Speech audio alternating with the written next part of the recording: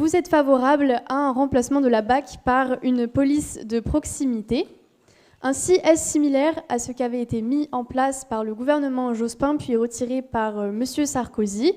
Et en quoi ce remplacement améliorerait-il la sécurité des citoyens?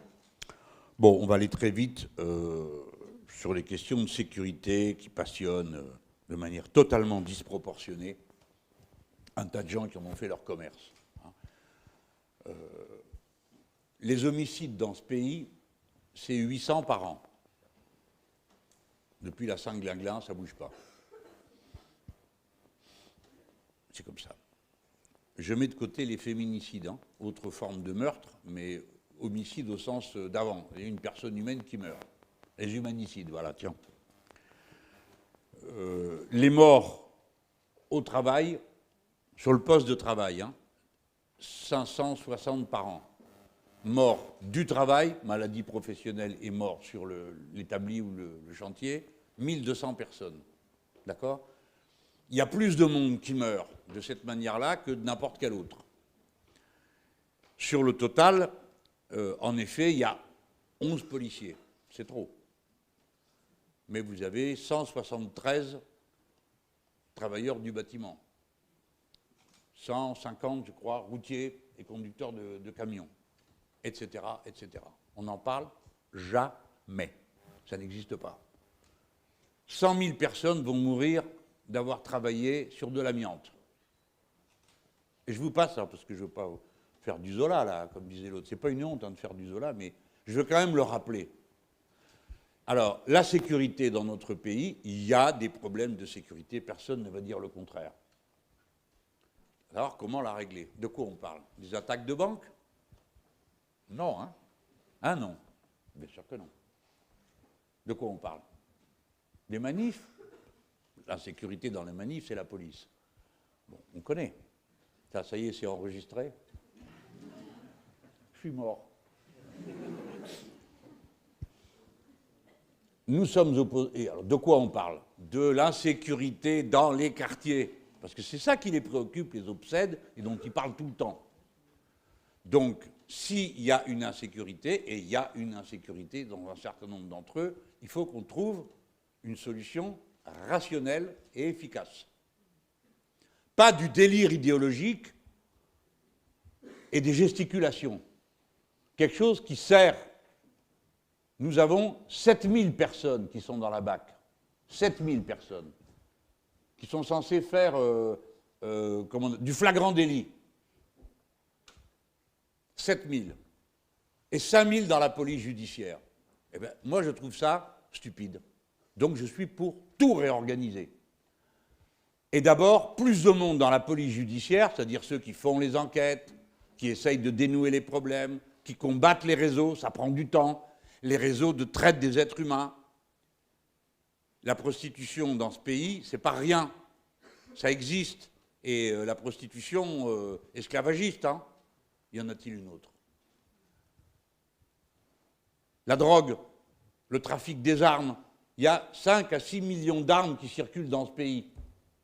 La première demande des gens des quartiers de Marseille, dont j'ai l'honneur d'être le député, c'est qu'on combatte les trafics d'armes. Parce que sinon, on est obligé de mettre les meubles devant les fenêtres pour ne pas prendre les balles perdues quand il y a un règlement de compte entre gangs. Et les gangs, s'ils sont là, c'est pour distribuer de la drogue qu'ils n'ont pas fabriquée eux, mais que d'autres ont fabriquée et leur ont mis à vendre. Par conséquent, les réseaux sont à l'origine de l'insécurité. Commençons par éradiquer ça. En tout cas, donnons-nous les moyens de le faire et de le faire sérieusement et à fond. Donc, plus de monde dans la police judiciaire et moins de monde dans les brigades de soi-disant flagrant délit. Les officiers de police insoumis, parce qu'il y en a. Et ceux qui sont dans l'association des policiers qui sont pour la légalisation du cannabis, disent que 60% des contacts qu'un policier a avec quelqu'un, c'est pour vérifier s'il a du shit. Voilà. 60% passe son temps à contrôler ça. Pourquoi? Parce que, vous y allez, je viens. Toi là, viens voir tes poches. Toi, tu me réponds parce que tu ne laisses pas faire. Et tu vas me dire, tu commences par te calmer. Quoi? Allez hop, injure, outrage. Je coche une case. Il y a un délit, en plus c'est moi qui l'ai constaté, j'ai trouvé l'auteur du délit, c'est elle. Toc, j'ai gagné une croix. C'est la politique du chiffre, c'est comme ça partout. Les contrôles aux faciès qui rendent les gens hors d'eux, moi je n'en ai jamais subi un. Mais à ceux de mes camarades qui disaient, bon, il faut que... Non, non, il n'y a rien à comprendre, c'est inadmissible. Parce que c'est une réalité, le contrôle aux faciès, qui est odieuse, odieuse. Et ça touche tout le monde, hein. Je préfère vous le dire. Mon camarade qui est Younous Omarji, qui est réunionnais, quand il monte dans le train Gare du Nord, à chaque fois qu'il passe Gare du Nord, il a droit à un contrôle. Donc ras-le-bol de cette forme de police-là. Il y en a assez. Donc je le dis franchement, et on changera tout, de la cave au grenier. Tout, d'un bout à l'autre. Donc déjà, on va passer des gens de la BAC dans la police judiciaire, à condition de faire les études qui vont avec. Hein. Primo. Deuxio, on a besoin d'une police qui est présente sur le terrain et qui fait une action de police. Quand on dit de proximité, bah, c'était là, tu connais les gens, tu vas, tu viens, ah bah il y a machin et tout, ah fais pas le con, tout ça. Voilà, des petites choses simples, mais qui évitent les grands dérapages. C'est cette police-là que nous voulons, une vraie police républicaine. Pas qui blablate sur la République. Hein. Une police républicaine dans son cœur, dans son état d'esprit. Donc, je rétablirai la déclaration de déontologie qui a été abolie en 1986. Et on remettra les déclarations des droits de l'homme et du citoyen partout. Parce que la règle suprême, c'est celle-là, la déclaration des droits de l'homme et du citoyen. Et on peut faire une police. Franchement, la situation actuelle est intenable. Alors une fois, j'ai dit, il faut désarmer les policiers. On était dans une manif, je parlais des manifs. Alors aussitôt, toute la fachosphère m'est tombée dessus. Mélenchon veut désarmer la police, etc. Alors bon, bah oui, c'est pas ça que j'ai dit, mais supposons. Vous voulez quoi faire? On me dit, vous vous rendez compte? Là où il y a eu le coup à Dijon, là. Hein, vous vous rendez compte? Il y en a qui sont venus avec des barres de fer et vous voulez désarmer la police. Et vous, qu'est-ce que vous voulez? Que la police sorte ses armes et tire dans le tas? Alors arrêtez de parler. Dites des choses sérieuses qui ont un rapport avec les situations réelles que nous vivons. La police, ce n'est pas un sujet idéologique. C'est une matière à organiser. Comment on organise cette action-là pour avoir la paix, la tranquillité. Et on arrête de dire des bêtises du genre la première des libertés, c'est la sécurité, tout c'est du blabla, tout ça. C'est pas comme ça qu'il faut prendre le problème. Il faut le prendre par le concret, le réel, le vécu. Et on commence par comprendre que le crime s'organise de haut en bas, et pas l'inverse. Ça veut dire que c'est parce qu'il y a des grands réseaux qu'il y a des petits trafiquants. Il faut donc frapper les grands réseaux. Et on aura moins de petits trafiquants. Et puis si on légalise le cannabis, c'est clair que je ne vais pas me faire des amis avec ça. Hein. Je ne parle pas de vous. Hein. Je parle de ceux qui vivent du trafic, parce qu'ils sont contre la légalisation. Parce que s'il y a la légalisation, il n'y a plus de trafic. Par conséquent, ça va annuler un commerce. Ça posera de graves problèmes, jeunes gens. De graves problèmes. Parce qu'il y a des secteurs où l'économie souterraine est l'économie réelle. Et la seule qui existe. Et on n'a pas le droit de mépriser ça. On ne peut pas dire aux gens, ah bah c'est pas bien. Alors trouve-moi du boulot. Alors fais-moi vivre dignement. Viens pas juste pour me faire la morale, parce que je fais ceci ou que je fais ça et que ça ne te plaît pas. Dis-moi comment je dois vivre. Voilà ce qu'on doit être capable de faire. Moi je sais que si je suis capable de dire, chacun de tes gosses, s'il va à la fac et qu'il y va pour travailler sérieusement, il va voir ses examens, il aura une allocation d'autonomie. Et pareil, s'il est dans l'enseignement professionnel.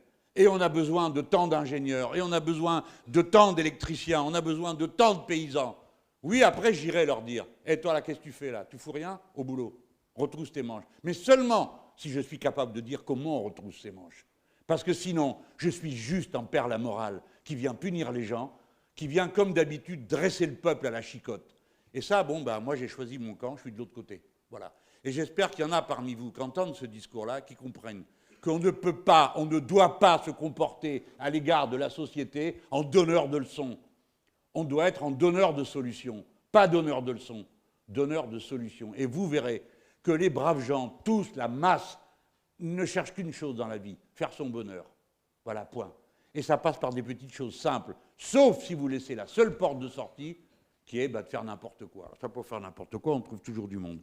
Alors voilà pour la police de proximité. Et nous mettrons dans la police des gens qui participeront de la conscription. Hein, la conscription, ça veut dire tout le monde y retourne 9 mois par an, payé au SMIC. Mais vous irez aussi faire de la police. Et vous allez voir si ça ne va pas tout changer.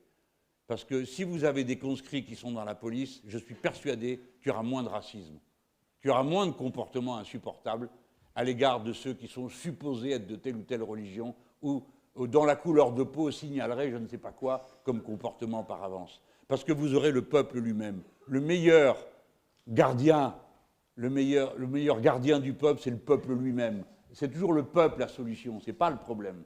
Voilà comment je vois les choses et pourquoi je pense qu'il faut réformer tout ça de fond en comble. Absolument tout, de la cave au grenier.